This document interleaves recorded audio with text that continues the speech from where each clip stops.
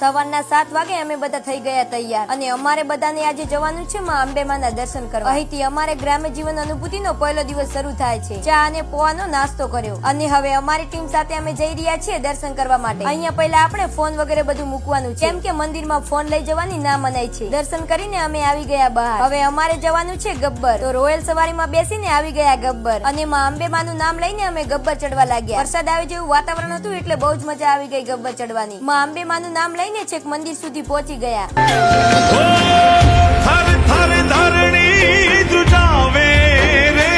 માતાજીના દર્શન કર્યા। બધા જ મિત્રોથી માં અંબેમાં મનોકામના પૂર્ણ કરે પછી નીચે ઉતરીને આવી ગયા ભોજનાલયમાં જમવા માટે। અહીંથી અમારે જવાનું થયું અરવલ્લી, કેમ કે વરસાદી વાતાવરણના કારણે અહીં અંબાજી બેઝ કેમ્પમાં બીજા જિલ્લાઓની સંખ્યા ના આવી શકી એટલે બધો સામાન લઈને અમે બેસી ગયા શામળાજી જવાની બસમાં। એ સાંજના 5 વાગે પહોંચી ગયા શામળાજી। અહીંથી અમારે પહેલા ભગવાન શામળાજીના દર્શન કરવા જવાનું હતું। આવી ગયા ભગવાન શામળાજીના મંદિરે। દર્શન કર્યા પછી હવે થોડી જ વારમાં લાઇટ શો શરૂ થવાનું હતું, તો બેસી ગયા લાઇટ શો જોવા માટે।